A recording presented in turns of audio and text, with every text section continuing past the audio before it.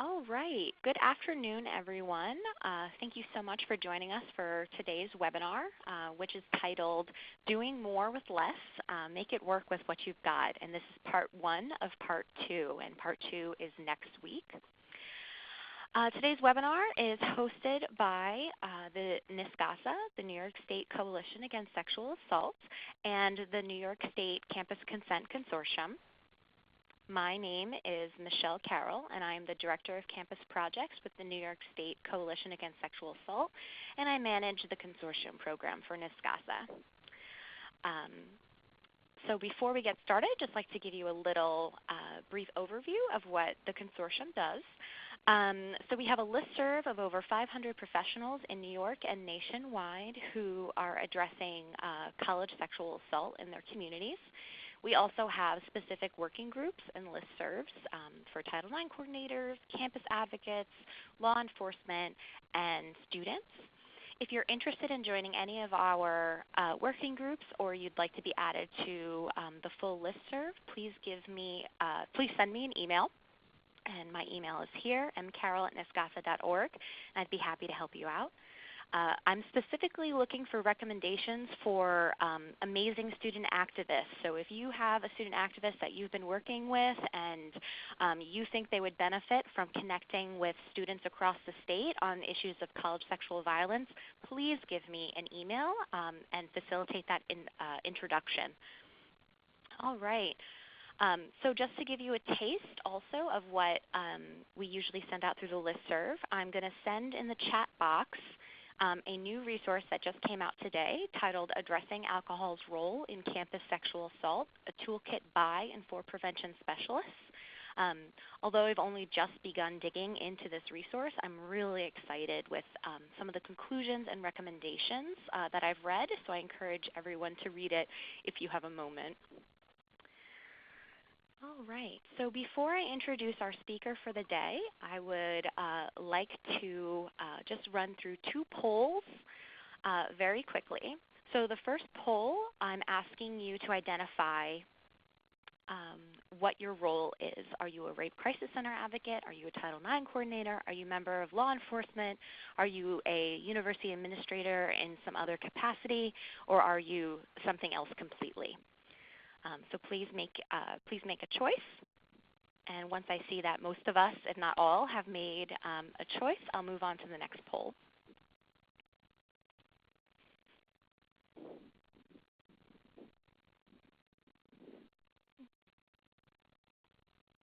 Okay.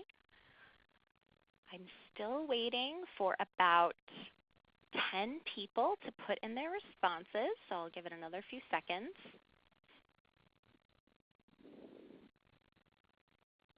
There are a number of people who are selecting other. If you'd like, feel free to say what your role is in the chat box and broadcast it to everyone, or just to myself if you would rather do that, because I'm curious. There seems to be a lot of people are identifying themselves as some other professional role.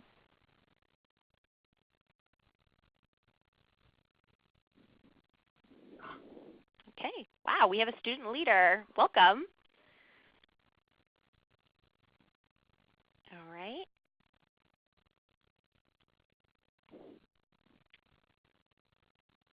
Okay, I'm going to move on to the next poll so that we stay on time. So currently, how do you feel about your materials in regards to how engaging are they to the students that you work with? Do you strongly agree that your current materials are engaging, or do you strongly disagree? So I'd like to get a baseline for Rebecca. Okay. We're seeing a lot of agree, Rebecca, but no strongly agree. We have some neutral also. So that's where we're starting. I'll give everyone some more time.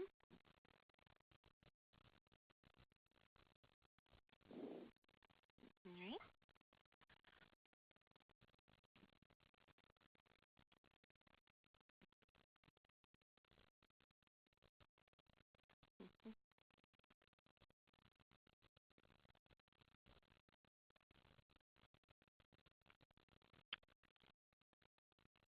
Okay, so now I'm going to introduce our speaker for the day. So I have with us Rebecca Harrington, who is the health educator at SUNY Oneonta. And I am so pleased to have her here with us today because I actually have already done this webinar. It was a in-person presentation at the SUNY Spectrum Conference. And so I think that the takeaways today are something that everyone can use immediately following this presentation and get ready for the school year. So before I turn it over to Rebecca, we're going to have a question and answer session at the end of Rebecca's presentation. So please continue to put questions into the chat box. You can direct them to myself, and I am one of the co-presenters. Or you can broadcast to everyone, just in case you'd like everyone to see your question. And when we get to that section, we'll go through everyone's questions. Okay, Rebecca, I'm going to turn it over to you to get started.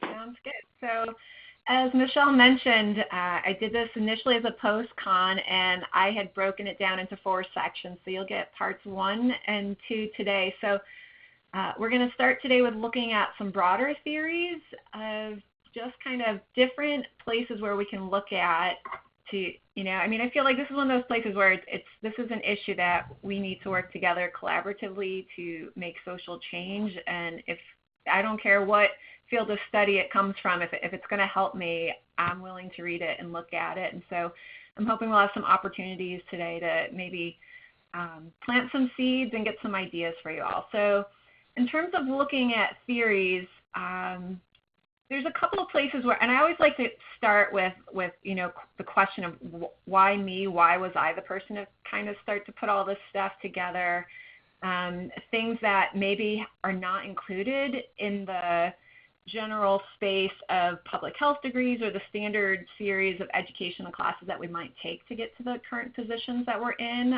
I'll also note I started out life as a music teacher, so I went in a really different direction, and maybe that was good. And then what we'll do after today is there were a couple of videos, one particular TEDx video that was included in the post-con that I did. We're going to send those to you, so if you want some little homework opportunities over the next week, you can check some of those out. But ones that I think are super motivating that have some applications to what we're doing. So this is me with my dad. Back in the day, he was a building construction professor at SUNY Delhi most of my life. So I just kind of grew up in this space where if there's something broken, you go in the basement and you get the tool and you fix it. And if it seemed like it would work, that's great. I mean, even my washing machine broke over the weekend. My dad's like, "Well, take the back off and see where the water's leaking out." I'm like, "Dad, I don't have time." So this is just kind of the skill set and the expectations of my own family system, which works and doesn't always work. So this is one of the videos we're going to send you out later. If you're curious, it's the Father Guido Sarducci skit from Saturday Night Live called The 5-Minute University. And my dad is a college professor. Absolutely love this video because he talks about what are the things that we actually remember 5 or 6 years down the line. And we talk about learning objectives all the time in higher education. And my question always is when are you going to measure these? Because the learning objectives that I'm going to write down for immediately following my session, a week later, a month later, 5 years later, they're going to change and they're going to be different. And so I think comedy has a really astute way of getting there, and that's important to think about. So if a student's only going to take away one thing from what we do, what's the one thing that they're going to recall 5 years from now? And I guess my thought is that they're never going to remember a specific fact or piece of knowledge unless it really changes their life in a very amazing way. But they will remember how they were treated. And I think that's always the most important thing of how, and even if it's through print media, are we reaching out to them as somebody who understands what the problem is, or is it as somebody who we just assume is completely inept? And so thinking about the skill level that we assume for anybody coming through.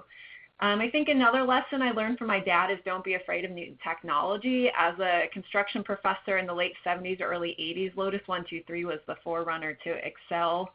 and Microsoft Office. And he was, I think the copyright's on here, the early 90s. And he was the one who was like, look, we need to teach our students how to use spreadsheets for estimating. And people were like, they'll never need to do that. And now everything is so computerized. So I think, looking at what's moving ahead and how do we move forward. And I know a lot of people are rushing to create apps, but apps aren't always used the way students want them to be.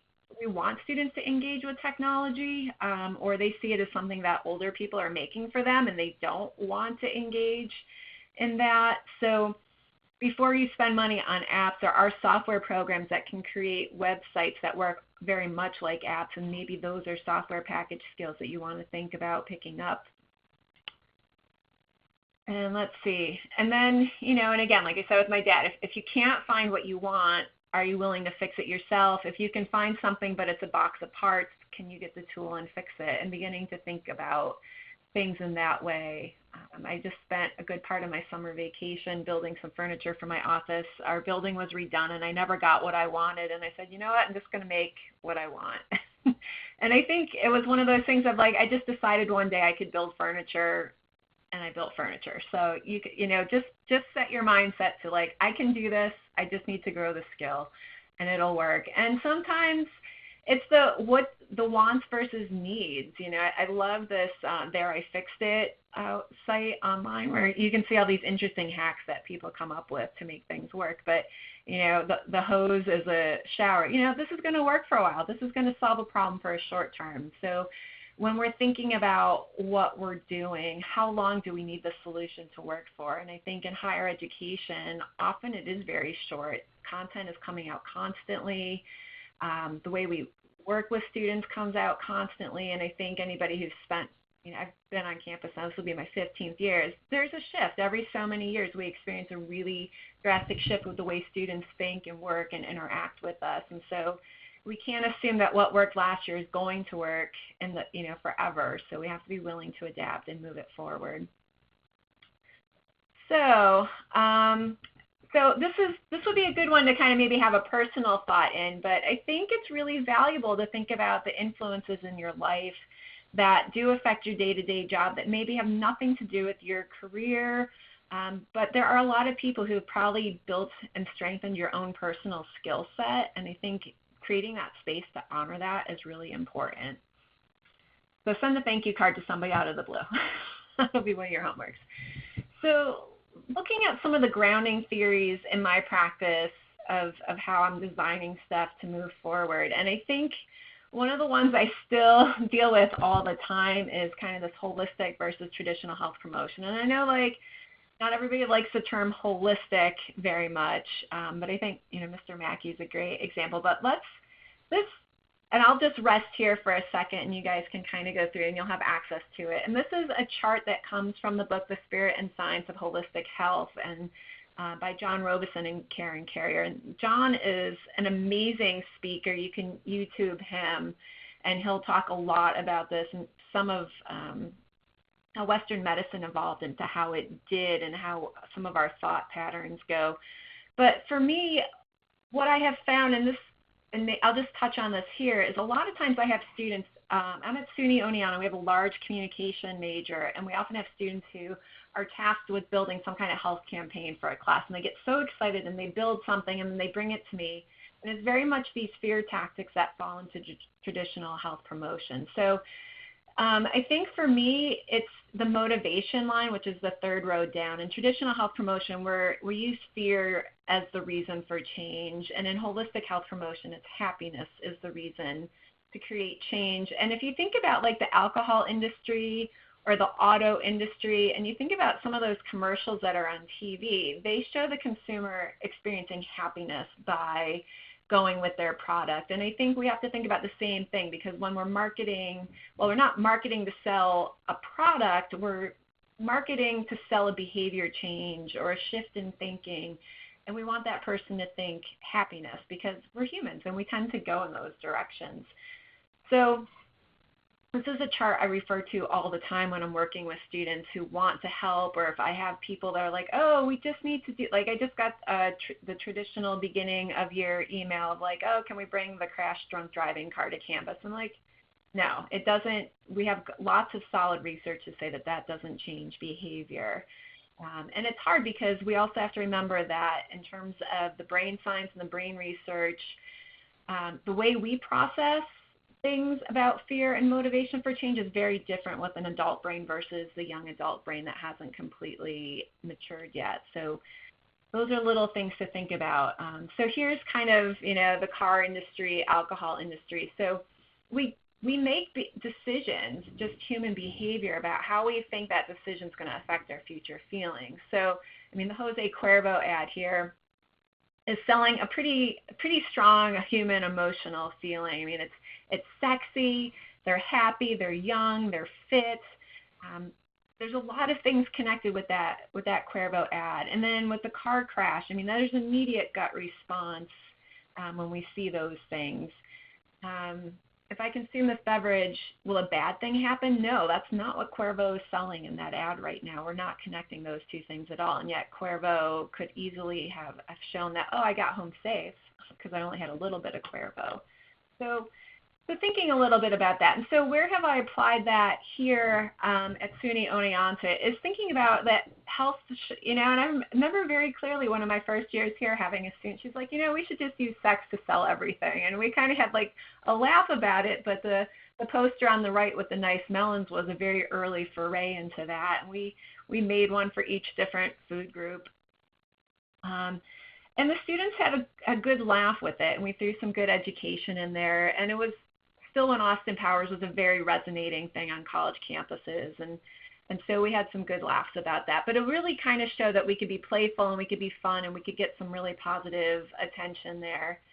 The wagon there in the middle is our Hump Day wagon on campus, which we use to distribute latex and non-latex condoms, male and female.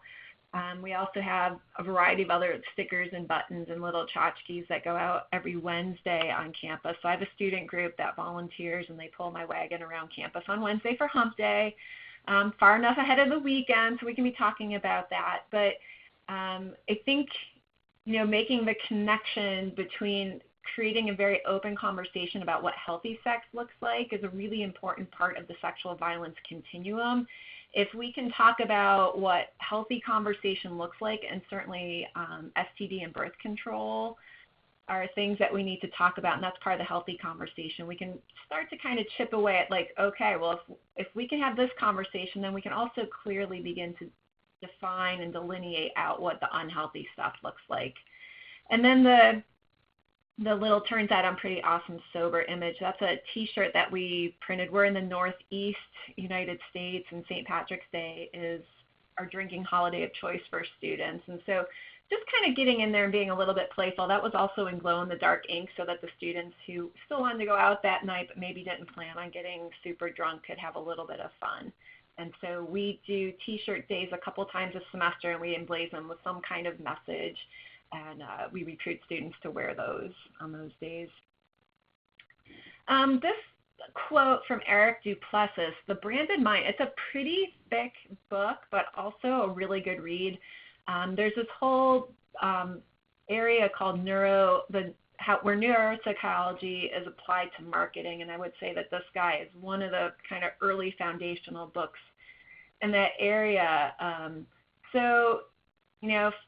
We tend to go where it makes us feel best, and maybe we haven't evolved too far from fruit flies on some things, because if I could be on my back porch on a sunny day eating Lindt chocolates, I would be choosing to do that. And I'm just having the forethought of to be able to do that every day, or occasionally I need to go to my job and I need to go to work and I have to do those things. So our tendency is to just kind of go to what makes us feel good. So providing people that opportunity is good. And I think the challenge then becomes, when we're talking about sexual assault and sexual violence, how do we make that leap? And I think that's the exciting thing about prevention and bystander work, is when we think upstream enough, we can begin to pull in some of these concepts of being fun and happy.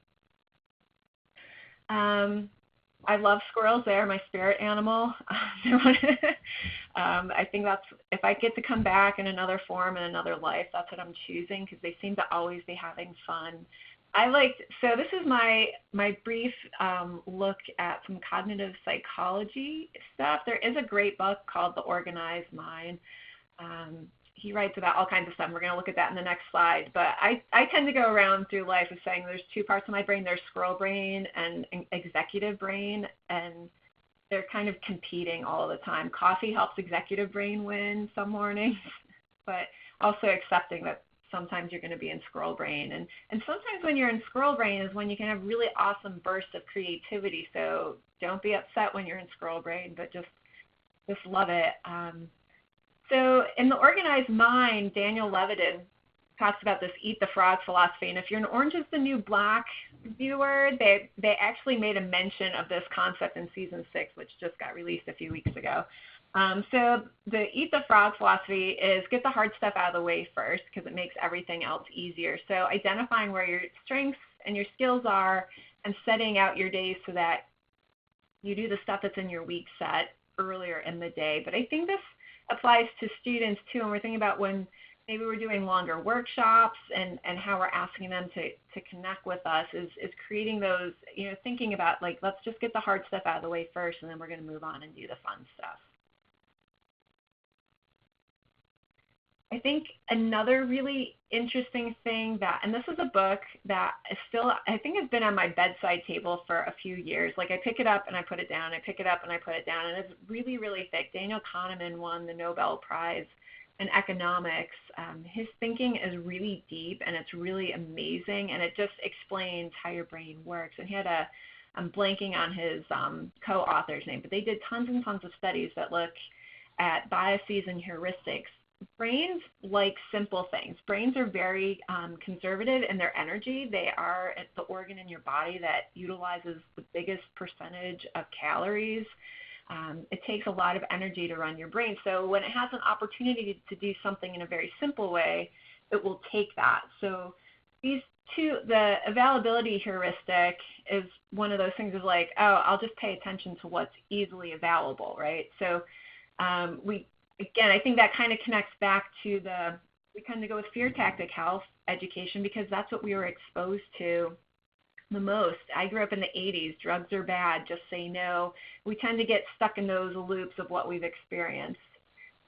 Confirmation bias, which I swear I'm going to make shirts and just wear them everywhere right now with this thing of recognizing that, what we tend to believe what confirms our beliefs. So we overvalue that information. And so recognizing that students are going to come and interact with us, and we have to figure out that little niche of how do we get to that point that we might not be able to pull them all the way from where they are, but if we can assess where they are as best as possible, we can start to move them along and we can start to get in that middle spot. So here's a little bit more brain stuff, and I love the brain research. I have like the most queasy stomach, and there's a TEDx speech of this woman who talks about brain stuff, and they pull out a human brain. I always have to like pause it at that point. Like I just can't watch it, but like on paper, functionally, I love brain science. We handle an amazing amount of information, and you think about what the brain is capable of and all of the decisions that it makes and all the decisions that it's making that we're not even conscious of. Like right now I'm going to talk to you about like what it feels like on wherever you're sitting. There's some sensation about where your body is contacting with that thing that you're sitting on, but you're not always thinking about it, even though that information is still there in your head. You're just choosing to ignore it because it's not important. It's 3% of the body's weight uses up 20% of the energy, and that's pretty intense. So the efficiency of processing, and this is why people aren't likely to lie on a survey. And so a lot of times students, I do a lot of alcohol education as well on campus, and students are like, well, people lie about that, or who did you get to take that survey? The kids studying in the library at 11:30 at night. And I said, no, it's, you can take them through a lot of things, but at the end of the day, it's the research. It's harder to lie. It takes up more energy. So if you're taking an online survey, it's more likely to do that. Or like, I know sometimes when I'm filling out forms for, like say an online store connection, like they'll ask you your birthday. I don't like to give out my actual birth date, but it always pauses me and takes me a little while to think about, well, what birthday do I want to choose? Like I don't always want to be January 1st. I'll pick something random, but it's not random because I have to think about it. So this is one of these moments where this is a study that I found incredibly interesting that I stumbled upon. And this was just as cell phones were starting to hit really big. So when I started working on a college campus in 2004, there was a fair number of students with cell phones, but it was still at the point where it was still fairly expensive to use them. And then texting started, and then unlimited texting started, and now here we are in the age of smartphones and constant connection and video chat and all of that. So, and I think in the PowerPoint we've got, there is a link to the original article that this came from, but there was a professor, and I believe it was in Central Washington University, who's a psychology professor, and they were having some conversation in class.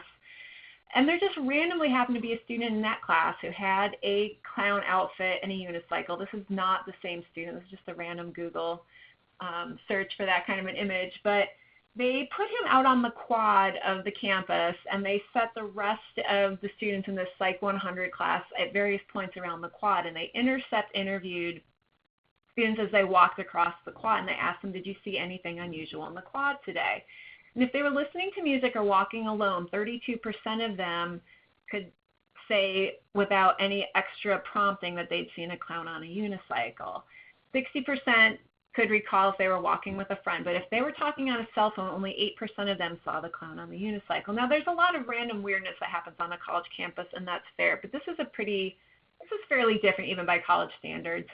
And then when they were prompted further, did you see the unicycling clown? And you can see the numbers there of what percentage could then, oh yeah, I did see it. So even when they're prompted with the did you see the unicycling clown, the students who were talking on a cell phone were only responding at 25%.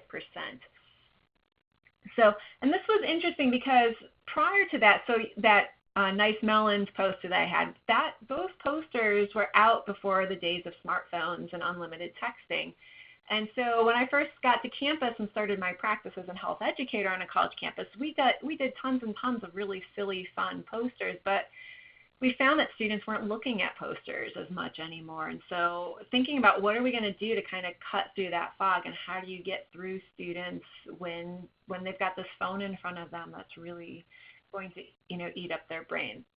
So getting attention, and there's tons and tons of research on this. So we're going to kind of just get it down to really the biggest things. You don't have to be the biggest and the loudest. You don't have to be a clown on a unicycle peddling out your stop sexual assault posters and materials, but connecting with something that's already there. We pay attention to whatever the dominant thought in your brain is. And I remember having a conversation with a student. It's like, I can't wait until they invent the thing that's like a suction cup that goes on your forehead with a USB thing at the end, and I can just type my paper by thinking about it. And I had a student, without pausing, just turn to me. She's like, but my paper would have all kinds of things in it, like I have to go to the bathroom now and things like that. And so we have these pervasive thoughts. So if you are, I think this is the interesting thing, is a lot of times we table in dining halls, and maybe that's not the best place to be in a tabling situation, because if you've got students who are hungry, they're not going to stop and pay attention, or they might have limited time. So maybe playing around with where your opportunities to interact with students might be, or offering snacks if you think that maybe that'll solve a problem, like, oh, you're hungry, come here, have a snack while I talk to you for a few minutes. When you're relaxed, you're more likely to remember. So I would like to read in bed, I think. So I like to read on my back deck with my bowl of Lindt truffles. And are we reaching students when they're relaxed, and when is that? And I would say one of the most successful programs I've had on my own campus is going out to residence halls at 4 o'clock on a Friday afternoon. They're kind of done with their academic week. It's a little too early to start the weekend activities, and there's kind of this hang time that just exists there. And thinking again about that broader umbrella of how sexual assault fits into the world of sexual health in general, we would go out and do just anonymous question and answers with sex. So we'll put out a jar on the counter at the resident assistant's desk on Monday and say, leave your questions here on a piece of paper. Rebecca will be here on Friday at 4 o'clock to answer all your questions. I get there, and the beauty of these kinds of programs is that they don't know what's on the paper, so you can insert whatever you want, but inevitably you're going to get lots of questions like, do boys like it when you do this? Do girls like it when you do that? And you have all these really great opportunities to talk about what consent looks like. we can't talk about what all boys like or what all girls like. We need to talk about how you have that sexual communication with your partner. So here's one of these tricks where you can we're going to talk about sex, but we're going to talk about all the parts of sex, and these are absolutely things that connect. And if the bigger chunks of sex ed are not your area, maybe finding somebody that you can partner up with, because my guess is that you're all really great at having conversations about consent and speaking with a partner. So just kind of shifting that paradigm of what lens are we looking at it through can really make a huge difference. And what gets our attention, brain turnoffs are things that take a long time to resolve and clutter. So thinking about what's the simplest way that you can put content out there. My partner was an art director in the book industry for a long time, and so we have this weird hobby of looking at posters or looking at billboards and talking about what they get wrong. And I would say one of the things that people get wrong the most is they try to put too much stuff on there. Or I live in a rural area, so we have very few billboards. So it's always exciting when there's a new billboard, because there's 2 in my whole commute, even though it's 20 miles. And there was one billboard there's been a few that I'm well, they wasted their money on that. But there was one where they did a contest and let somebody design it. It was maybe a kids contest, which, okay, that makes sense. That's why they chose to do it. But the colors reminded me of Marge Simpson. And so every time I drove by, I'm why is Marge Simpson on a billboard? I couldn't connect with what the message was. So there was just too much stuff, and I just couldn't figure out what the message was. So a lot of times I think about designing stuff in layers, what's the one thing I need somebody to walk away from this piece of paper with, and how am I ensuring that that's the one thing that they're walking away with? So if you have a piece of paper and a pencil right there, I want you to think about architecture. And you don't have to be a super fabulous architect. You don't have to be Mike Brady in this moment, pop culture reference. But if you wanted to have a structure that could be tall, how might you design that? Or if you're a Lego kind of a person, thinking about how could you successfully stack Oreos? How could you build with Legos to create something that would be tall? In theory, stable. Yes. Look at flying buttresses. Yes.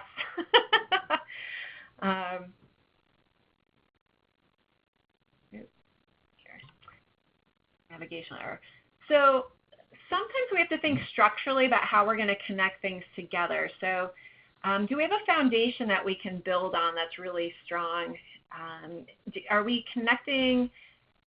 Do we have the knowledge and the skills of connecting with that audience? Do we have some kind of long-going relationship that we know that we can start building structurally on? Because if some of those things are missing, it's really hard to do that. But if you're having success with student interactions, maybe you're connected with a student group and they're helping to promote what you're doing, that's going to start to give you some foundation.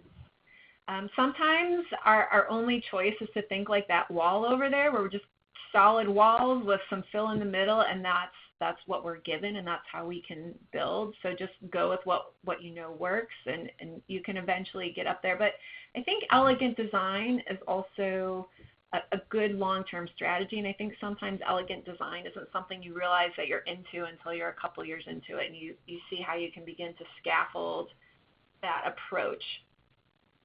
And I would say a lot of what I do here has been kind of just lucky, in terms of we'll do something and we'll realize the next year, oh, hey, we could build on this, or we're building on something. Well, this maybe we need to slow down and really focus on this, and this will become a part B, and we can work on those things. I'm trying to stay in more of a conceptual area, because next week we're going to look at some more of the specifics of how I'm applying these things. I have this simple equation to health, which is not going to be beautiful in this form because there's no animations in this meeting. But I have a sister who has a PhD in chemistry, and I'm uber jealous of her math and science skills. And we were talking about equations and Einstein's E = mc², which is a simple, elegant thing that explains so much. And so follow with me. I call this the student has intense trauma model because of the acronym of the first 4 words, which when you get the PowerPoint, you can see this in all its beautiful glory with sound effects. So we talk about the stuff happening and how that causes stress. And you can choose to deal with stress in healthy ways by working out, by talking with friends, working with a counselor, meditating. It's not an exhaustive list, but recognizing that we need those things in our life. A healthy relationship can take away stress, and that's awesome. There's also things that we think that we're doing to relieve stress, and they're not. We drink, we smoke. I see so many posts on my Facebook feeds about like, oh, my child stressed me out, I'm going to go have a glass of wine. And I'm thinking to myself, no, don't role model that for your child. So, thinking about how we do these things, and certainly also recognizing that sometimes that's our best. That's the best we can do for ourselves. But when we're choosing those unhealthy stress relief options, we're not necessarily making stress go away. We might be layering stress. So when I talk with students, I talk about maybe you get a bad test score, a bad project score, you worked really hard on it, and it didn't come through the way you thought it was going to, and so you just decide to go drink that stress away.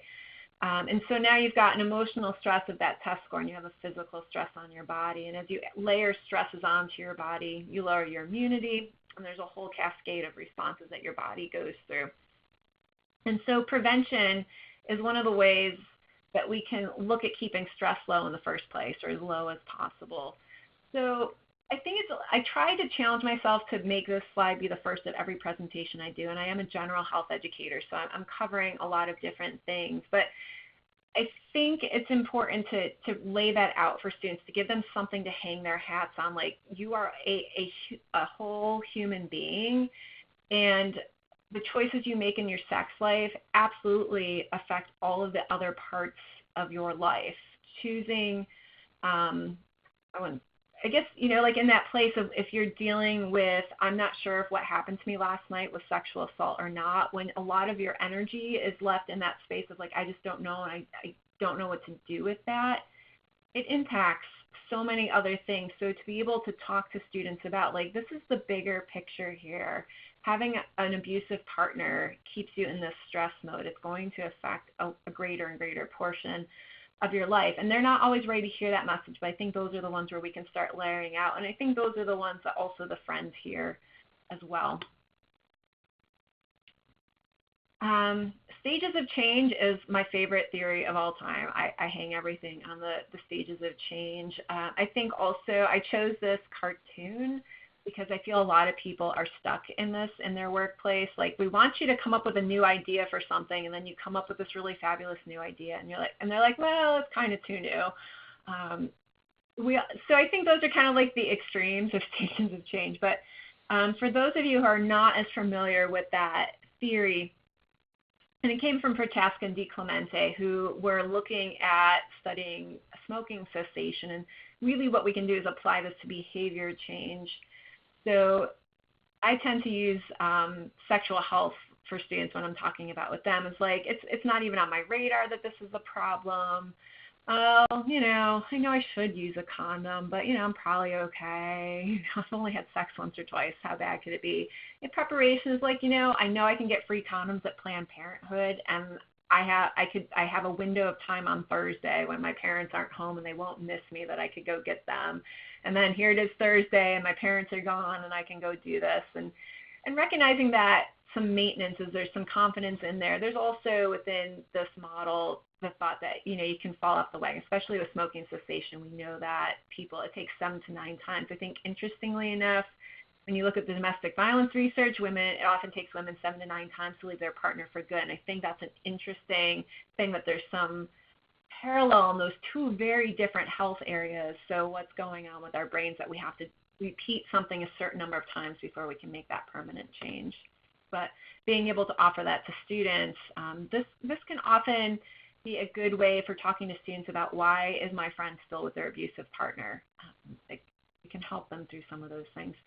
Bystander theory, and in the next slide we're going to look at kind of how they compare. So this is how I've simplified bystander theory for my students when I'm presenting to them about that, of being aware of what's going on, recognizing that action is needed, deciding you're the one that it's in my power, I could do something, and what are my options, and am I going to apply that? And letting them know that moving through those stages they're huge steps. Like, When I talk to, like, I'm scheduled to talk to all 1,700 of my incoming students in the next 2 weeks, and I often talk to them, and I think we'll talk about mindset theory in a minute, of this idea of, like, the expectation is that you're going to intervene, but we're okay with the fact that you might not already have those skills. We're happy to provide you with those skills. So think of yourself as somebody who could do these things. Just being aware, like, that might be a huge thing, like understanding the terms and definitions and being able to identify what's going on is wrong. That's a really huge step. So being kind of grateful with that. And I think it's also important too, thinking back to learning objectives and evaluation, are you measuring at all of these different places? Because there's a lot of huge movement, a lot of resources that it takes that brain to move from one stage to the next. And I think there's some really interesting places where we can then bring bystander theory and stages of change together. I think we have some parallel opportunities here of, being aware is kind of like pre-contemplation. I don't even know that this is a problem. People get sexually assaulted, oh my gosh, but recognizing, oh yeah, it does happen, and there's some resources that could help you prevent that and make your community safer. And how might you do that? Maybe you're going to be my helper and take a sticker and go post it in a bathroom today. Like, just finding those little things to help get people moved along those stages of change. These are some things here on my campus. At the top, this is a series of posters, and they were printed on 13 by 19 inch paper and then cut in half, and we released one color a week. So it was the green one week and then the blue the next week, and we worked with the people who are going to post it so that they would tape them up in order because they were designed to go together. Now, my program here is called No Violence with a K-N-O-W, and so we play on the word no a lot to get our points across. And so there's kind of this morphing from circles to squares. Those colors are colors of shirts that we also put out, and so those posters went out, like the green poster went out the week that we were wearing green shirts on campus, and the blue poster went out the week we were wearing blue shirts on campus, so there was some color coordination with what we were doing. And that's me on the lower left with some of my interns in our pink shirts the year that pink got released.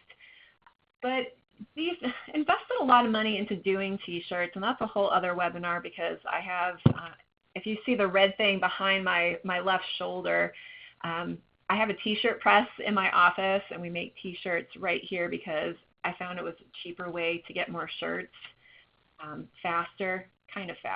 We invest a few hours a week into making shirts. But what I found is that the shirts kind of work at those various levels of stages of change. For most part, students are really willing to take a free t-shirt, and if it's a bright, catchy color or a nice fabric feel, they want that shirt. But it kind of moves them along. It's like, so if I've got 600 students or 700 students all wearing similar shirts on one specific day, there's kind of like this eye-opening. It's like, oh, I'm not the only one doing this. Oh, this is a thing.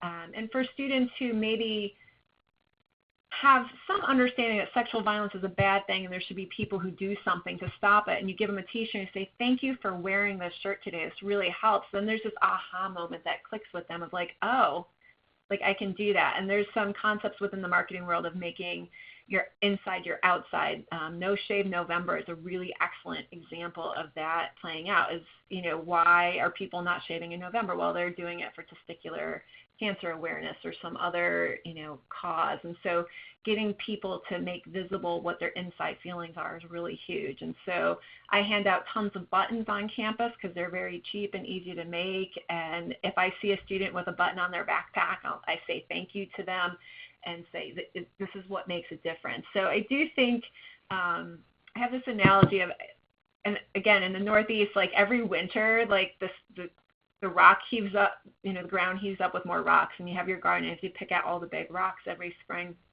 But over time, you kind of get on top of it, and that task is not as hard as like the first year when you're tilling the soil for the first time. And I think some of the work we're doing has some analogy to that. When we start doing this work on a college campus, it is like kind of getting through, the grass and the weeds and getting through all of it. But then kind of every year when we bring in that new freshman class, it is kind of that experience of getting the ground ready for another growing season, and we're pulling the rocks out and tilling things over. And I think there are some really great lessons from TV and pop culture. Pokemon is kind of my example here. I have a son who just turned 9, and some of these archetypes that persist in popular culture, and I think these are opportunities to have conversations with students, especially in the United States, where we don't do a lot of really excellent sexual health education in our K-12 system. So this is kind of a fun activity that you can do with students. I use this a lot in alcohol programs. I also do this in sexual violence programs or consent programs. And this is a very heterosexist model to some extent. We talk about, these two axes. We have a male-female axis and a perceived to be sexually active, perceived to be less sexually active. And so our four characters become the stud, the slut, the wimp, and the virgin. And so what I do with students is I say, we're going to pretend that Hollywood's coming to our campus. They're going to film the next, stereotypical college movie on our campus. They're asking if you're speaking with a fraternity or sorority, they're asking for your chapter's help in fleshing out the characters and what they look like on campus. And I always start with the stud because that's a really safe place to start for students. And I say, talk to me about, let's see, I think maybe I have it on this next slide. Talk to me about where can you find these people on your campus and what's their major and where do they hang out and what kind of clothing types are we most likely to see them wearing and what's their favorite beverage or their favorite alcoholic drink and what's their perceived sexuality and what's their perceived sexual activity level. And if you can create this space where they start to answer, they begin to word vomit out a ton of information, and you can take them through then kind of the nerd wimp character, the slut character. The virgin prude character, they struggle with a little bit more, and it's interesting, and it's probably going to be unique to your campus. And I chose Scooby-Doo. It's one of my favorites that I grew up with. But I think we kind of see some of these same characters where Fred is kind of our stud. He's the muscular guy. He drives the van. He's the leader of the group. We have Daphne, who's his girlfriend, and they're very connected in this very traditional heterosexual way. But she's the one who's a little bit more timid. I think Velma represents kind of our virgin prude character. She's a little bit more frumpy in how she dresses, and she has her glasses on. And Shaggy's kind of the weird. I mean, I guess he's not really the wimp nerd. He's kind of the stoner, which is great that like generations of young people were like exposed to that.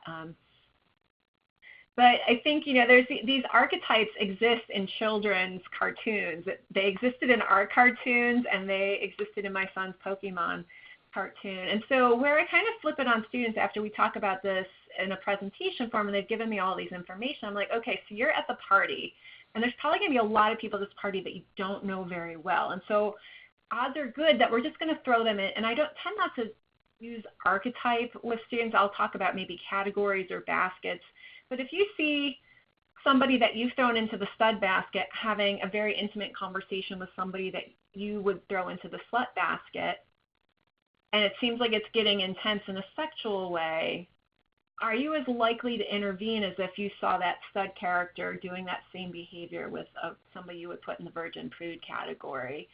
And start to help them realize that some of the same the behaviors should not change. If somebody looks like they are uncomfortable or in trouble, we need to be intervening at all of those moments.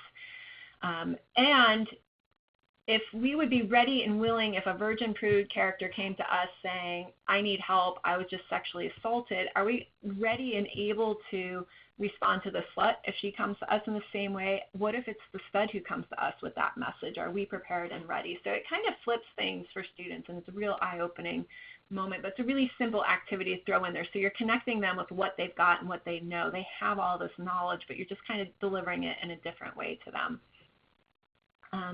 I used to do a program back when people still bought CDs, which is a long time ago now, but we used to call this program Who's the Bitch, and I would go into the Hot 100 from Billboard and look at who the artists were trending at that point, and I would get the album cover artwork from Amazon. I would bring in 10 female images and 10 male images, and I would have the students build this continuum of the most masculine to the most feminine image. And we would talk about the graphic design that's connected with these people. So Florida over here, and I hope I said his name right. I've never actually listened to his music. His name is very logo-like. It's very bold. He's staring the camera down. It's a very strong, confident pose. If you look at Carrie Underwood, who's kind of at the very feminist edge, she's looking over her shoulder as her hair is blowing in the breeze. Her name is in script. The colors are much more soft and muted. And then you look at Pink, and you recognize that Pink is being kind of sold more in the way of Florida. She's got this much more aggressive pose. The colors are brighter. She's got more of a logoed name. The fonts used are a lot different. And if you look at Clay Aiken, it's much more similar to Carrie Underwood. And I think that, another interesting point here is the two more aggressive images, the faces are exactly in the middle of that square of that CD. And then for Clay and Carrie, we have people who are to the right of the balance point of that artwork. And so that shifts things. And so there's all these little subtle cues in the world around us that are kind of promoting femininity or promoting masculinity. And depending on who's wearing that image, it comes across in a very different way. And so, it's this interesting place of where we play on language in our culture. Systemness, and this is an interesting movie quote here from The Three Amigos, which was one that I grew up watching, and it probably would not have been made in today's day and age. And really, the moral of the story is that to overcome the bad guy in this movie, they have to work together and they have to identify what their strength is. And the village that they're helping identifies their strength as sewing. And it becomes this interesting plot twist at the end, is that they are able to overcome the bad guys because they all look like the hero person, because they sewed all of these costumes very quickly because that was what they could do. So I think it is like there's no one unique, no one solution that's going to work for everybody, but understanding your uniqueness and understanding your strengths and your traits can help you figure out how to solve problems. So, what are the things that make your campus tick? What's the words and what are the languages and what are the places and where do you want to be? And kind of knowing who your quiet supporters are. Like, I have a handful of people that every year will tell me they want to be on my no violence committee, and they never come to a single meeting, but then out of random nowhere will respond to like some minutes. Or I had a situation once where I did see a couple behaving very aggressively towards each other, and I needed to call university police. And I just happened to be near the building, near the office where one of my quiet supporters works. And so in hindsight, I have no idea why I didn't just call university police on my phone.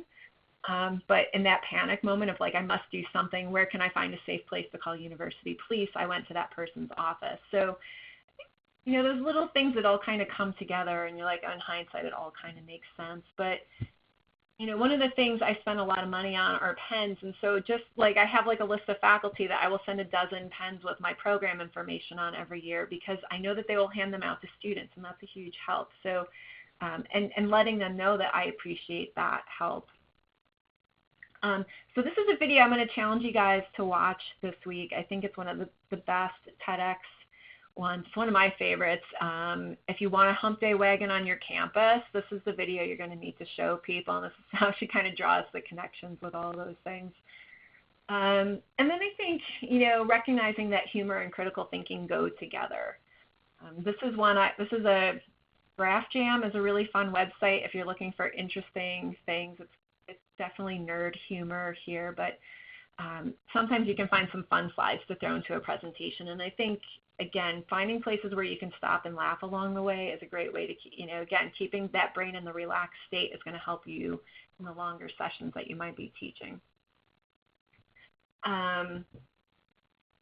So if you use alcohol as a tool to fit in, will a health message that says you won't fit in work? And I think Victoria Banyard and I had a conversation at one point, and they were just finishing up one of their big grant rounds, and I said, well, what's next? And she's like, I'm curious about how freshmen think, because freshmen really want to conform, and most of our bystander education is based around telling people to stand up. And I think that's a really interesting thing, and that was one of those conversational moments that really made me think of oh, how do we message the freshmen, because it is a very unique population. And so we don't use Green Dot at Oneonta, but we apply some of the concepts. And if you're familiar with Green Dot, they have the distract, delegate, and direct. And so on our campus, we've added 2 more Ds. We have disguised and one other D. I can't remember what we're dragon, so it's all very nice and alliterated. But really, we chose those words discreet and disguised are the two that we have. Disguise basically means that you act drunk in the situation, but trying to help students identify ways that they can still be involved in intervening without looking like they're intervening. And like I said, we do a lot of alcohol stuff here, but I think, again, finding those places and the resource that we put out, I'm sure a lot of you are having conversations and presenting about how alcohol and sexual assault comes around. And so these are some of these places where if you need to lighten the mood, these are really fun things to do. Now, this is a campaign that we did on our campus. And again, St. Patrick's Day is a high-risk drinking weekend for us. And so we created a bunch of these postcards that are kind of based on e-cards. And I had a student who really worked on a lot of the artwork and the fun things. And then my alcohol and other drug counselor added some of the content at the bottom that gets at the educational part of this. And so we printed these out as postcards, and I handed out stacks of postcards and boxes of thumbtacks to my students. Most of our classrooms have little bulletin boards in them, and so they blanketed campus with these postcards, and they got stolen left, right, and center. And to me, that means that you cut through the clutter. So by giving them a little bit of fun, we were able to deliver some content, and then we added some information on the back about recognizing alcohol poisoning symptoms, or every year it kind of changes what we put on the back. And sometimes we print these as door tags. If you have printing budget, it's not too expensive. Blanks USA is a place that I buy a lot of paper stock from that works with our print shop. So it's already perforated, so you can design something and they print it on a door tag, and then I have my resident assistants put them up on student doors at night, and that's a really great way to get content directly to students. These are me just having some fun, and I think I'm in my early 40s, and I think recognizing that moment, I think there's a shift in thinking as you move through the decades of your life, of recognizing when you're in a different spot, in a different place. And so there I am rocking my Morris the Cat shirt, probably around 1980. The middle photo is me in college, and I remember thinking I was so grown up in college, and now I look at them like, oh my God, such a baby.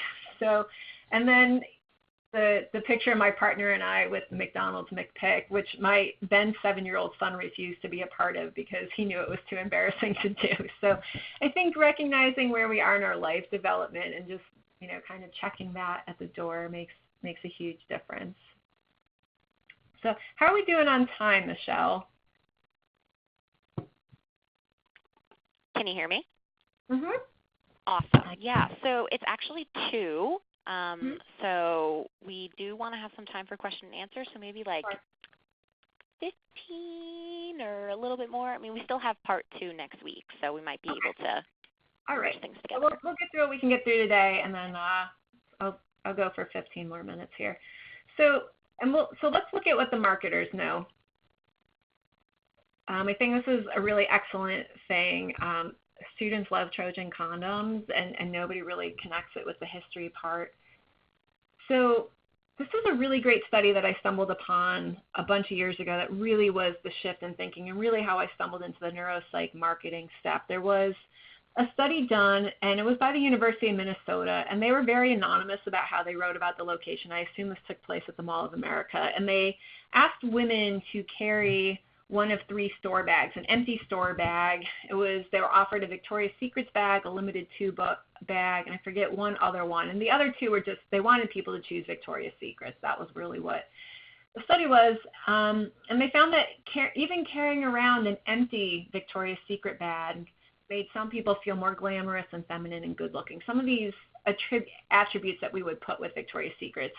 They also did another study, and I think they actually used an MIT emblazoned pen, but I couldn't find an image of one. But they asked a bunch of students to take math tests, and some of them got standard regulation Bic pens, and some of them got these MIT pens. And the people with the MIT pens did better on the math test, even though, it was kind of random who got what. So this very interesting thing of how we connect with brands. And it connects back to this implicit theory of self, and this is also very connected to mindset theory. Entity theorists are more likely to believe in fixed traits, so kind of that fixed mindset side of things, and they use brand personalities to fix flaws. And so this was kind of an aha moment for me because, again, back to my dad who's like, just build everything that you need. I never like I couldn't quite understand Coach bags or brand name shoes. I've just never been a brand name person. So thinking about how my brand appeals to people and thinking about violence prevention as a brand, I want people to associate with that. And so how am I marketing my brand? I preceded my job here at SUNY Oneonta as a community educator for the local rape crisis center. And one of the first presentations I did in a high school, the teacher introduced me and I was walking up through like the rows of chairs, and two like high school guys were like kind of talking to each other. It was like, oh, here comes the rape lady. I'm like, oh, that is not my brand. Like I need to like work on that. Like, so it's kind of that moment of like, okay, I'm not going to be that person for them. So thinking about who I am as a brand, and I think a cue from Mark Zuckerberg or Steve Jobs, where they always wear kind of the same thing. Like we think of Steve Jobs and his T-shirt and his jeans. Zuckerberg's always got his hoodie on. Thinking about those things. So as often as possible, I have my no violence swag on. I've thought about getting some embroidered shirts, but thinking about how am I marketing and branding, because I am a part of my campaign on my campus. I am the lead spokesperson for it, and there is a certain amount of me that has to be thinking about, like, how do I make myself the Mark Zuckerberg of sexual violence prevention on my campus?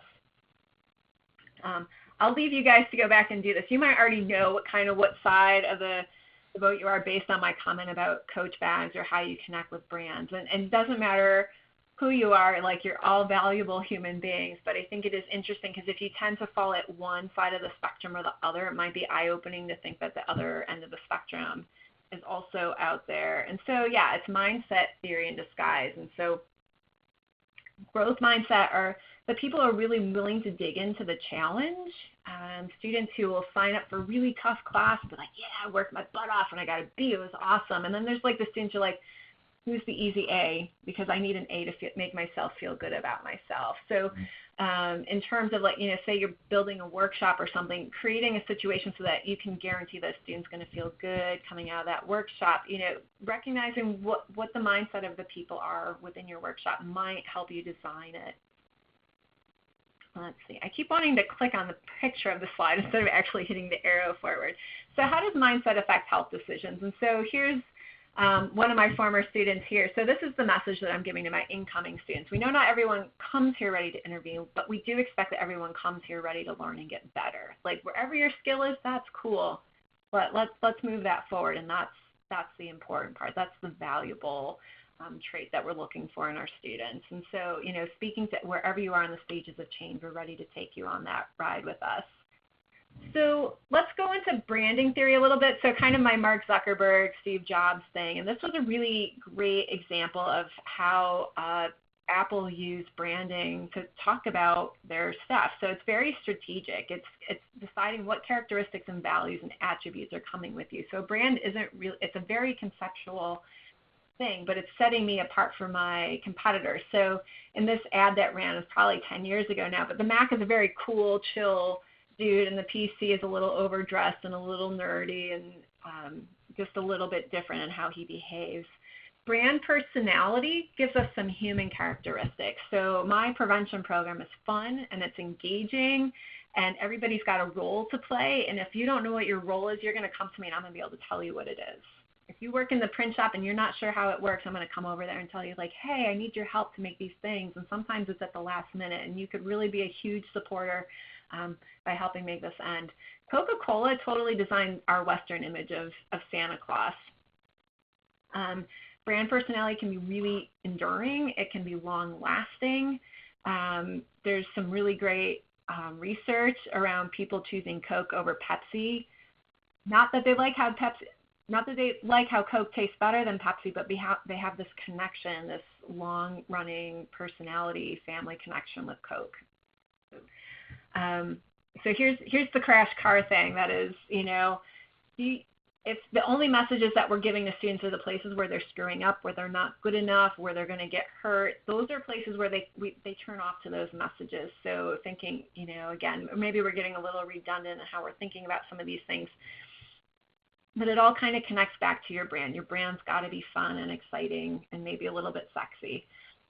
So thinking about, we apply brands, and can you find the gap for your students where your brand is going to fix the problem? You want students who are motivated for social change, and you are the brand to help deliver that social change. And with our students, thinking about the brands that our students might identify, or, thinking about branding as sexual health behaviors, are you a sexually active person or not a sexually active person? Because the conversation I'm going to have with you is going to be different based on how you identify. It's not necessarily what your behavior actually is. I would love to believe that I'm the person who vacations on a beautiful beach in Indonesia every year, but I'm not really that person in reality. But if you have a conversation with me about beaches, I might be able to go there with you. And the social consequences of being associated with out-groups is a really huge thing for a young adult population. So making sure that we're creating a space for them to feel welcome and accepted, and that it's going to be safe to be, kind of out as part of the prevention thing. So brand personality for me are some of these things. Now, I know that this is a very forward on the right statement, and I was very lucky to get permission to run with this on my campus. Lucky also meant that I had a couple of people who gave me the green light for this campaign and then announced their retirement. But we ran with it, and honestly, I've had zero complaints about it. I've had parents laugh about it. I've had faculty that I didn't even know ask me for materials. It's been provocative, and we've had a conversation, and I was honestly prepared to have the conversation of like, I know it's super offensive that we have to be talking about sexual assault in the 21st century, but here we are. And I've never had to use that. The 2 circle images are buttons that we do on campus. So sometimes we just have, the consent, it's not rocket science, was just a random thing that came out of a Take Back the Night speech that I did. But the Get Consent You Must, we try to run consent. These are buttons that go on our hump day wagon, but we try to make pop culture references at all times. So the Star Wars one, with Star Wars being a thing again, we've done a lot with those. We did a Deadpool one. We've done a Harry Potter one, like be sure to cover your Fantastic Beast. Just trying to find ways to draw the line. So sometimes the messages that go out with our hump day wagon are very sexual, affirmative consent kinds of things, and sometimes it's just like wearing a condom kinds of things. But we have stain sticks that we give out with our hump day wagon, so that bottom left rectangle is the label that goes on our hump day wagon stuff. So sometimes there's no do-overs, practice safe sex, and we hand out stain sticks. So sometimes it's just figuring out how maybe finding the really cool tchotchke that nobody else has, and then having to have that creative burst of energy of like, how do I get my message on there so it connects and makes sense? Sometimes we don't know why we picked something. My partner was sick, and he's like, can you please go to the store and get cold mess? I'm like, which one do you want? He's like, I want the Alka-Seltzer because I like the fizzy. For no other reason, they all have the same kinds of drugs in them and active ingredients. But for whatever reason, we like some things better. And to some extent, that's individual. To some extent, that's very tactical in the world. And sometimes it's very much our brain doing something that we don't necessarily have 100% control over. So while marketing is some of that strategy that we can make decisions for our brand, some of the neuromarketing stuff is looking at how our brains respond to things that maybe are less in our control. So the way they do a lot of these studies are with EEGs. They put on these caps, and they can measure all these deep things. Here's a picture of what one of these caps looks like. The costs are really, really high, so it's not anything that any of us are going to be, applying for grants to do anytime soon. The interesting thing is that the cost is high, but the sample sizes are very low because you need a lot fewer. You can get really good data with a very small n with this stuff, so it's very interesting. The top picture is an eye tracking device, so maybe they'll watch people in a commercial and watch where their attention shifts as they're watching a movie or watching a commercial, and then the fMRI machines as well. Like they'll show people images or give them tastes of things while they're in these MRIs. They can see that change. Brains and mouth think very differently. There was an amazing study with tobacco, and they did this in multiple countries and got basically the same results. And they asked smokers to withhold from smoking for a certain number of hours, and then they put them in an MRI thing and exposed them to various different images. And one of the images that they exposed them to was whatever the Surgeon General's warning or comparable imagery was in their country, the warnings that say that smoking. Then when they exposed them to that image, they said, how does this make you feel? And they would say, guilty. Makes me feel bad. But what they found was that it was the craving centers in their brains lit up when they saw these images. They connected with the smoking package, and the smoking package, the tobacco package, is connected to an addiction. And so even though the words on these things and the images in some countries are very disturbing, it's still, they connect it with smoking and the pleasurable sensation of that addiction. And so that microseconds that it takes for the brain's addiction center to light up, they still, they express guilty, and yet their brain sees the craving opportunity.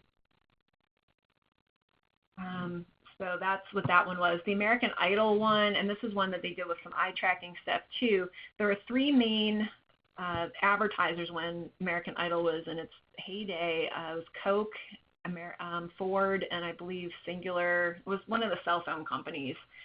And what they found, like in this place, all of those folks have a Coke in a Coke Red cup in the traditional Coke Red cup shape. And some of the seasons, they actually sat in chairs that also mimicked the shape of the Coca-Cola chair, or the Coca-Cola cup, that curvy silhouette of the Coke bottles. Interestingly enough, when the traditional green Coke bottle, that glass Coke bottle that we think about,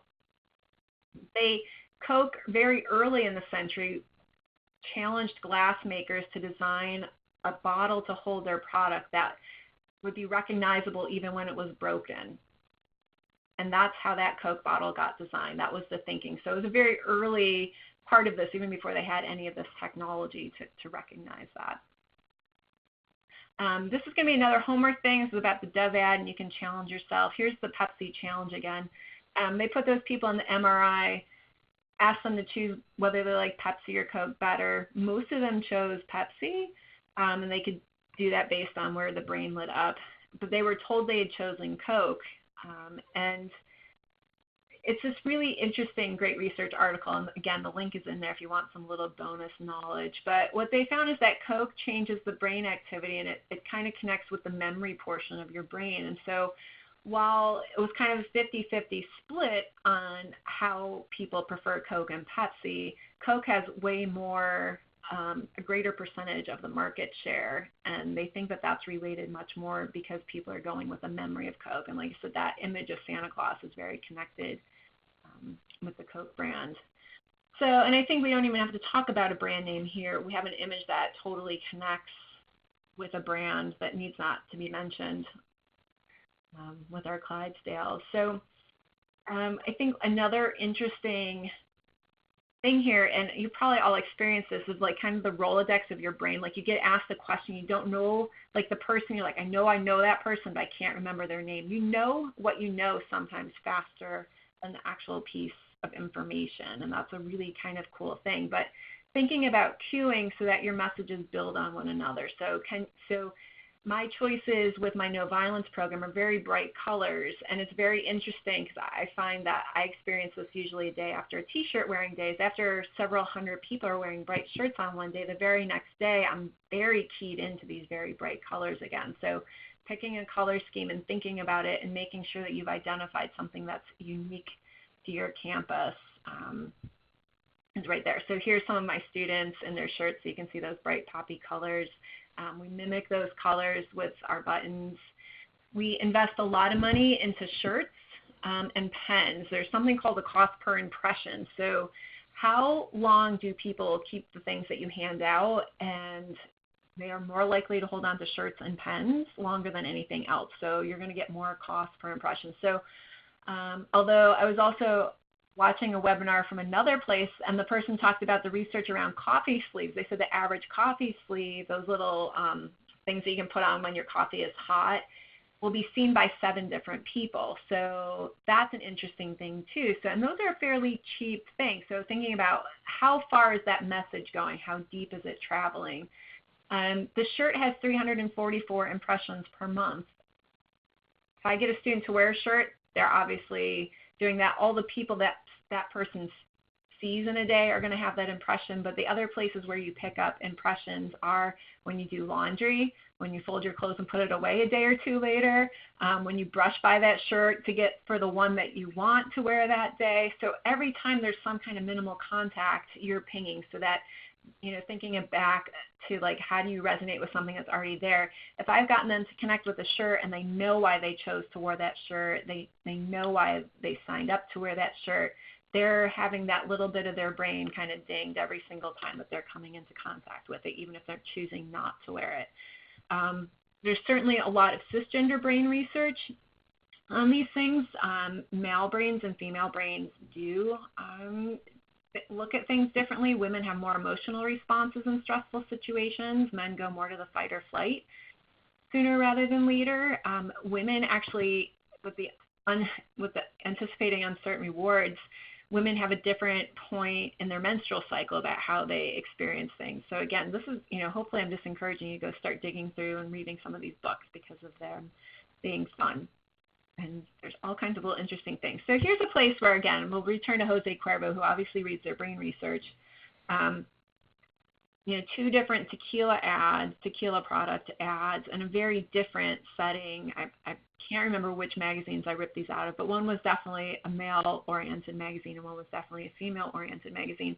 So where we have the guy, the solitary man. I was watching, I forget, it was a webinar, I think from Getty Images, and they were talking about like the genres of imagery right now, and one of the current in genres of male imagery is like lonely man on road, you know, on desolate road, like these, you know, singular men in these very desolate places. For the women, the colors are brighter. There's a group of people. There's some socialization, drinking in a group versus drinking alone. And what does that say about masculinity and femininity? Getting attention, so that packaging, and those are some of the things that we've really talked about doing. I'll show you next week how we've really upped our game and how we recruit students. But think, if you're a Disney World fan and you've ever gotten the Magic Band box in the mail, Disney is doing, you know, while I've often gone to alcohol and car industry, I think Disney is another place to watch because they are very good at manipulating emotions. And, you know, if you go to Disney World 3 days and you're like, yeah, $4 for a bottle of water is fine. Like, they're really reading their stuff too. Tweet jacking is an interesting thing. So every once in a while, Twitter things and social media things will go awry, and you don't have total control. So being aware of that. So McDonald's wanted to get people to share good stories about experiences that they'd had at McDonald's, and way more people with bad experiences started posting with the same hashtag. So sometimes attention isn't always good. So be wary where you tread with your getting of attention. And I think maybe that's what we'll stop with the content for this week, and we'll pick up here next week, and we'll get you through some graphic design and some application next week. Sounds good. Thank you so much, Rebecca. And thank you, everyone, for engaging with me in the chat box. I had a few one-on-one conversations, and that was really lovely. So I'm going to go. Here we go. All right. So now we can transition to the Q&A session. As we're transitioning to the Q&A session, I have 2 more polls. And so as you're thinking about questions or comments that you have for Rebecca and the many different conversations that we had today, I'd like you to answer 2 quick questions. So after this webinar, do you feel that you have increased your knowledge on the topics of health prevention and marketing? So choose yes or no. And this is just for me. All right, I see responses are coming in. I'm just going to give a couple more seconds. And then we'll have 1 more poll, and we will then have a few questions for Rebecca or comments. And again, feel free to put those into the chat box, broadcast them to everyone, or just me, the chairperson. All right, looks like almost all of us have answered. Thank you. We're going to go into the next one. So will this webinar help you engage in a better coordinated response to sexual violence in your college community? Please answer yes or no. And again, this is for me, and this will help me continue to plan additional webinars and programming for the future. So please be honest, and if you have additional comments, feel free to email me, Michelle Carroll, and I'd be happy to hear them. All right, just a couple more minutes, and then we're going to go into the question and comments period. And Rebecca, I have a couple questions already for you. So. I'm ready. Okay, just going to give it a couple more seconds to see if anybody else wants to answer the question, will this webinar help you engage in a better coordinated response to sexual violence in your college community? All right. Okay. All right, so now we will do the question and answer session. So first, thank you, Rebecca, for all of your expertise and for willingly sharing so many examples of the work that you do. I know that there are many ways to approach these conversations, and it's just lovely to see your creativity. So first, one of the first questions that came through is, how do you combat the more fear-motivated messaging that students see in high school and middle school? And do you address that in some way? Yeah, yes and no. I mean, I think I'm addressing it. I'm not directly calling out that I'm addressing that. I am part of our on-campus orientation onboarding, and if those of you connected to institutions in New York State, you understand that we have all these prevention mandates for incoming students. And so I also oversee an online class, and so I make as much of my mandatory content go into that online class so that the 45 minutes that I have in person with students is where I can just be fun, and that's where I think about selling them the brand of Rebecca. And so I start right out, and I have the very first screen, it looks like the movie rating screen where it's like, you know, this is 18 plus, and this is not your high school health class. And I think actually that might be what we're calling it this year. These are the things that your high school teacher was too embarrassed to tell you. So really being a little provocative in that. And that whole program is called Sex and Pizza, and I'm happy to share and talk that through with people. And we use pizza as our analogy for every little thing, but we start out by talking about human sexuality and how it's layered like a pizza. And so we just keep coming back to pizza, and we try to make it as light as possible, covering a lot of basics or things that maybe there's a few places where we want to be redundant with some of the mandated content, but to kind of start to fill in those gaps, because we often will have them, like this year I'm speaking to students on Friday and Saturday, and it's going to be their first weekend as a college student. So really I'm thinking about that, like this is emergency first aid, like what do I need to get them to survive their first weekend on campus? So I'm very conscious of how I use humor in those presentations and how I keep a lighthearted feeling, because in my mind, the students are experiencing, they get moved in on Wednesday, and then they are herded through all-day presentations on Thursday, and I am one of the things that they hear on a full day of programs on Friday and Saturday. So really, what do I expect them to remember? Not much, but what I can create is a space for them to be like, okay, she's cool, she's a little bit funny, she'll be all right. And I actually got that feedback, and we have freshman residence halls on campus, and so trying to, it's kind of randomly walk through those spaces, but they'll be like, oh, you're the sex and pizza lady. I'm like, yep, that's me, that's my person. And so I am the sex and pizza lady for freshmen. And to me, that and it's funny because they're like, well, what are your learning objectives? I'm like, that I'm the sex and pizza lady, and I'm cool. Like, that's honestly my learning objective. But being light and fun, and that I'm the person that can answer their questions and treat them honestly and treat them as adults and not look down at them. Because I think, it shifts the gears to that. And the way we present alcohol right off the bat with our online program is we start off by defining what harm reduction is, that you're not going to get messages that tell you not to drink. You're going to get messages like, how do you know what feels good for you? How do you know when you've had enough? And we really, really drive that home in those first couple weeks, that we're not telling you not to do anything.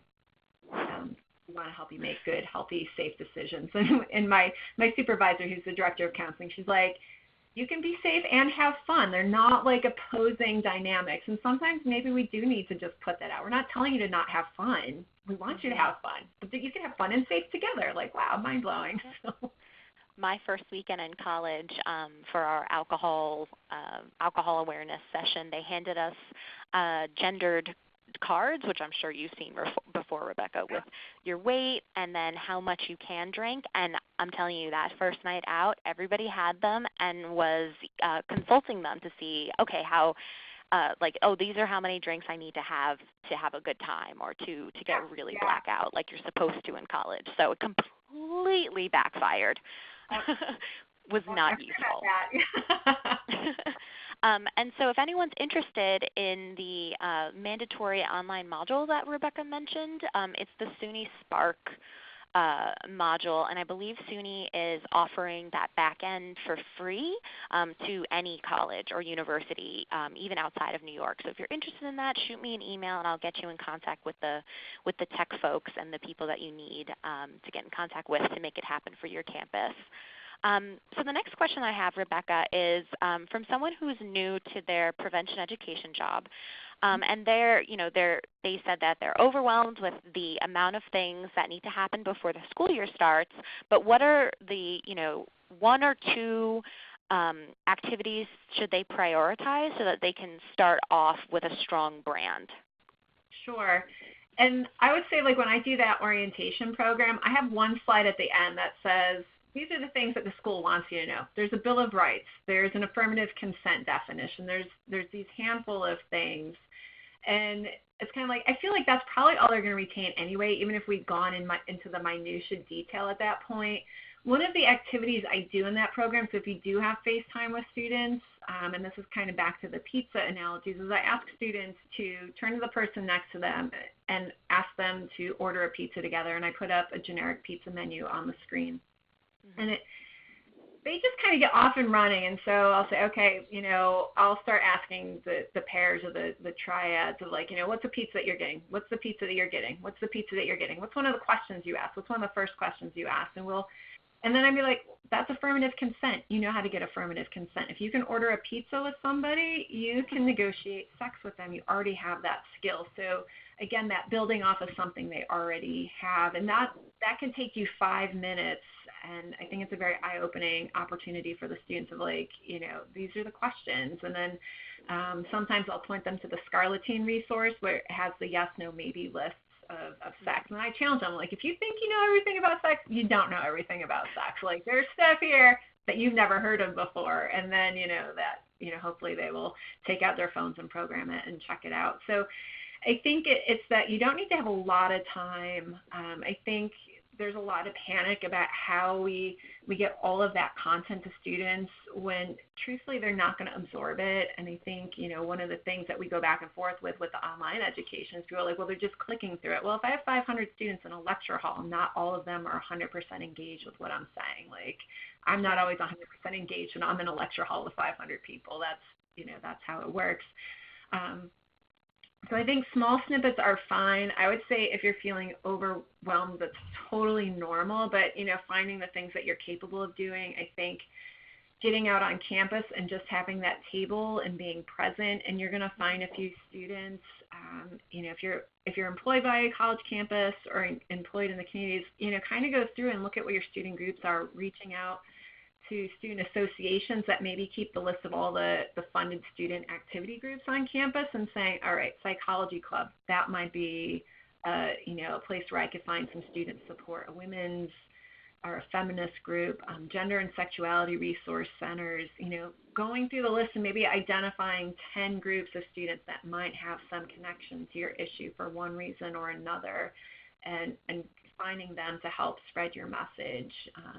Sure. Ideally, in my mind, students are doing the tabling because it's more likely that a student's going to engage with another student. And it doesn't have to be, kind of back to that rocket science thing. We don't need to be changing behavior completely, but I think sometimes thinking through that pre-contemplation stage of, does everybody on my campus recognize that rape is a bad thing? And we shouldn't have to be having that conversation, but finding out those pockets of, like, well, what do they define as a gray area Like, Right. to me, that's a really important piece of knowledge, because I think we can clearly say this is bad and this is good, but there's a chunk in the middle, and you might want to aim right for that chunk in the middle if you can find it.